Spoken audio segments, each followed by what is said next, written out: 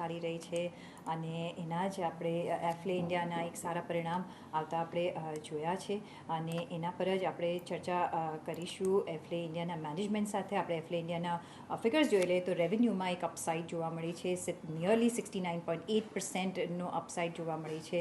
સાથે જ એબિટા પણ 56% આપણને અપ થતા જોવા મળ્યા છે. માર્જિનમાં ઓફકોર્સ થોડોક ઘટાડો આપણે જોયો છે, 23% પર માર્જિન છે વર્સસ 25% અને 24.3% ક્વાર્ટર ઓન ક્વાર્ટર બેઝિસ. અને સાથે જ જે પ્રોફિટમાં છે એક મોટો અપસ્વિંગ આપણે જોયો છે, 90% અપસ્વિંગ જોયો છે. પ્રોફિટ જોઈએ તો 35.7 કરોડ પર છે વર્સસ 18.8 કરોડ પર અને 58.5 ક્વાર્ટર ઓન ક્વાર્ટર બેઝિસ પર.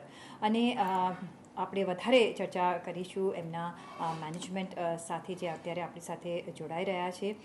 એફલે ઇન્ડિયાના આપણી સાથે મેનેજમેન્ટ જે જોડાય ચેરમેન અને સીઈઓ અનુજ ખન્ના સોહમ આપણી સાથે જોડાઈ રહ્યા છે. सर गुड आफ्टरनून और गुड मॉर्निंग, सॉरी अभी देर है गुड आफ्टरनून में. पहले तो कॉन्ग्रेचुलेशंस कि इतने अच्छे नंबर्स आपने पोस्ट किए हैं. अगर पहले तो आप ओवरऑल हमको आपके नंबर्स के बारे में बता सके तो. जी जरूर. हमने अभी अभी अपनी सेकेंड एनिवर्सरी आईपीओ की कंक्लूड करी कल 8 अगस्त को, और आज हमने अपने रिजल्ट्स के ऊपर कमेंट्री करी है, विच इज बहुत ही हार्टनिंग रिजल्ट्स हैं, क्योंकि सबसे अच्छा तरीका शेयर होल्डर्स के सेलिब्रेशन के लिए यही होता है अगर कंपनी अच्छा परफॉर्म करे. और ये क्वार्टर में तो हमारा रिकॉर्ड ब्रेकिंग रिजल्ट रहा. रेवेन्यू हाईएस्ट क्वार्टरली रेवेन्यू में है, हाईएस्ट नंबर ऑफ कन्वर्जन्स हैं on a quarterly basis. CPCU rate 42 rupees पे भी हाईएस्ट आया.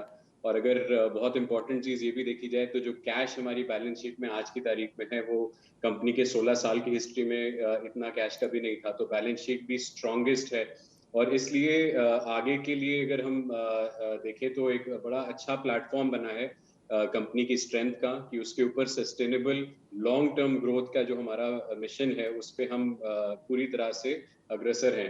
एफल 2.0 स्ट्रेटेजी को लेके, वर्नाक्युलर वर्टिकलाइजेशन इनोवेशंस को लेके, हमारा डायरेक्ट कस्टमर्स का कंट्रीब्यूशन भी हाईएस्ट रहा. 71% जो रेवेन्यू है इस क्वार्टर का वो डायरेक्ट कस्टमर से आया, विच इज बहुत अच्छा ट्रेंड है ये एक, और इससे शेयर होल्डर्स को कॉन्फिडेंस बढ़ना चाहिए आगे के लिए.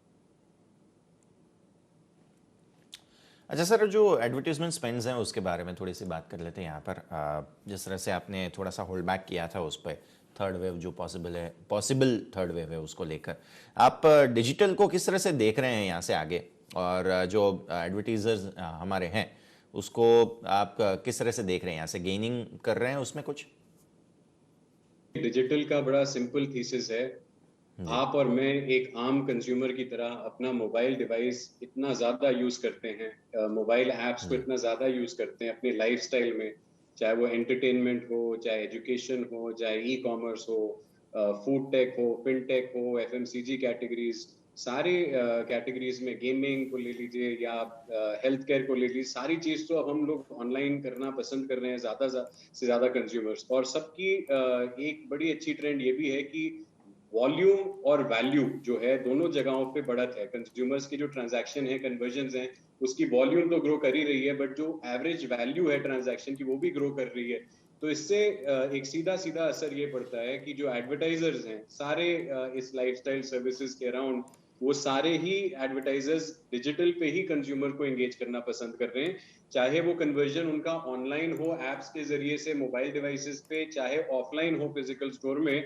मोबाइल एक बहुत ही परफेक्ट मीडियम है जिसपे डिजिटल स्पेंड्स किए जा रहे हैं. और हम इसको एक मल्टी ईयर ट्रेंड मानते हैं कि जो एडवर्टाइजर्स इमर्जिंग मार्केट्स में स्पेशली मोबाइल और डिजिटल को इग्नोर नहीं कर सकते, और उनको मेरा मानना है कि अगले 3-4 साल में कम से कम 50% टोटल एडवर्टाइजिंग स्पेंड जो है डिजिटल पे आना चाहिए इमर्जिंग मार्केट्स पे. तो ये एक लॉन्ग टर्म ट्रेंड है, और एप्पल अगर इसमें अपना यूनिक बिजनेस मॉडल लेके, सीपीसीयू बिजनेस मॉडल लेके, स्ट्रैटेजीज लेके वैल्यू ऐड कर रहा है, तो उससे हमें ये देखने को मिलता है कि हम अपने खुद के सीएजीआर ट्रेंड को बीट कर रहे हैं. अगर इस क्वार्टर में हमने 70% ग्रोथ दिया Q1 two year on year basis पे, तो हमारा हिस्टोरिकल Q1 का जो ग्रोथ ट्रेंड रहा है ईयर ऑन ईयर का, वो 41% ग्रोथ सीएजीआर था, और हमने इस बार 70% का ग्रोथ दिया है. सो हम अपने ही ट्रेंड्स को बीट कर रहे हैं बिकॉज मार्केट कंड्यूसिव है, और एडवर्टाइजर्स और कंज्यूमर्स दोनों ही तरफ से एडॉप्शन बहुत ज्यादा है.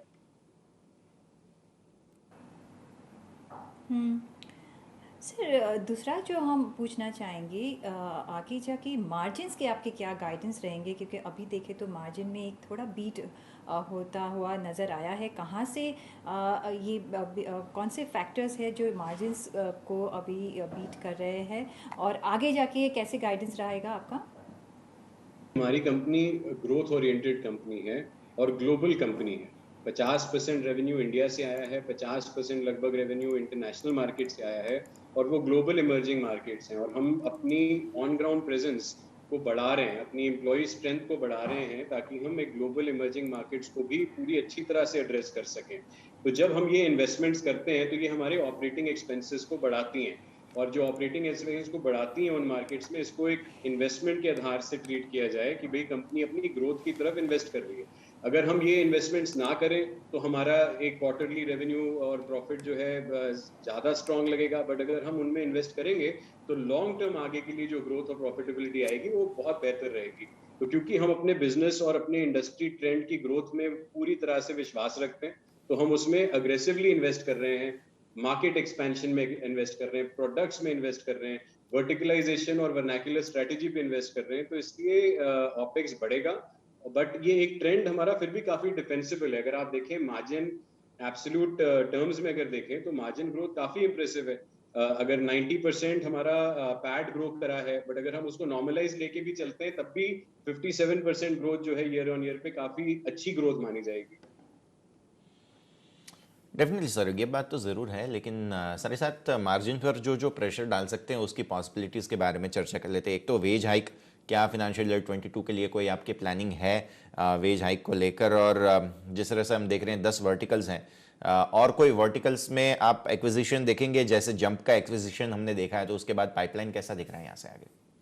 जी, जैम का एक्विजिशन हुआ है कंप्लीट 1 जुलाई को। तो अभी तो जैम का एक्विजिशन का इस रिजल्ट में पिछले क्वार्टर के रिजल्ट में कोई भी इन्फ्लुएंस नहीं है, और अगले क्वार्टर में आएगा तो उससे ये होगा कि हमारी इंटरनेशनल बिजनेस में जो है ग्रोथ बढ़ेगी। परसेंटेज वाइज जो 50-50% बैलेंस हम देखते आए हैं पिछले 9 क्वार्टर से, अब अगले क्वार्टर ऑनवर्ड्स ये देखने को मिलेगा कि इंटरनेशनल बिजनेस ग्रो करेगा, सीपीसीओ रेट ग्रो करेगा उसके आधार पे। और मार्जिन में, क्योंकि जैम जब हमने एक्वायर करी तो इतनी प्रॉफिटेबल नहीं थी कंपनी, हम उसको धीरे धीरे प्रॉफिटेबिलिटी की तरफ अपनी तरह का जो मार्जिन एक्सपेंशन है वहां पे लेके जाएंगे। तो ओवरऑल हमारा बिजनेस जो है एक बड़ा सेंसिबल बिजनेस है, ग्रोथ ओरिएंटेड बिजनेस है, और मार्जिन डिफेंसिबिलिटी और मार्जिन एक्सपेंशन जो है वो हमारा बड़ा क्लियर फोकस है। अगर आप ये देखें मार्जिन के बियॉन्ड कि कैश फ्लो पे कंपनी कैसा कर रही है, भाई तो जो रेवेन्यू लाते हैं वो उसी स्तर का रेवेन्यू होता है जो क्रेडिट रिस्क मैनेज रेवेन्यू है, ऐसे कस्टमर से रेवेन्यू जो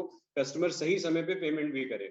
तो वो कैश फ्लो भी बड़ा स्ट्रांग है कंपनी का। तो इससे इन्वेस्टर्स को कॉन्फिडेंस आना चाहिए कि bottom line financial fundamentals company के बड़े स्ट्रांग हैं, और ग्रोथ कंपनी तो है ही, बट फाइनेंशियल फंडामेंटल्स को साथ रख के कंपनी चलाई जाए।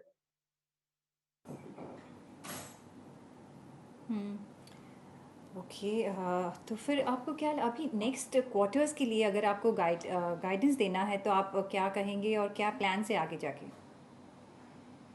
तो हम शॉर्ट टर्म पे नहीं देते हैं जनरली, और अलाउड भी नहीं है। स्टॉक एक्सचेंज के रूल्स हैं कि आप short term guidance, forward guidance नहीं देंगे। बट ये आप देखें कि जो इंडस्ट्री हमारी ओवरऑल इंडस्ट्री की एनालिस्ट रिपोर्ट्स हैं, क्या ट्रेंड्स हैं, किस तरह की ग्रोथ आ रही है, तो अगर आप पूरा ग्लोबल बेसिस पे एनालाइज करेंगे इमर्जिंग मार्केट्स को फोकस में रखते हुए, तो आपकी कोई भी एनालिसिस करने के बाद यही कंक्लूजन निकलेगी कि 25 से 30% सीएजीआर की ग्रोथ अगले 5 साल की डिजिटल एडवर्टाइजिंग को लेके एनालिस्ट की है। इमर्जिंग मार्केट्स अक्रॉस इंडिया ले लें और ग्लोबल इमर्जिंग मार्केट्स को साथ में ले लें, तो 25 से 30% ग्रोथ तो एवरेज इंडस्ट्री ग्रोथ आना चाहिए। तो एप्पल अगर सही तरह से अपना एग्जीक्यूशन फोकस रखेगा, और जैसे हमने ट्रैक रिकॉर्ड बनाया पिछले 16 साल से हम एप्पल को चला रहे हैं इसी फोकस पे, मोबाइल मार्केटिंग के फोकस पे, तो आगे भी जो है हम इंडस्ट्री एवरेज को होपफुली मीट करेंगे या बीट करेंगे।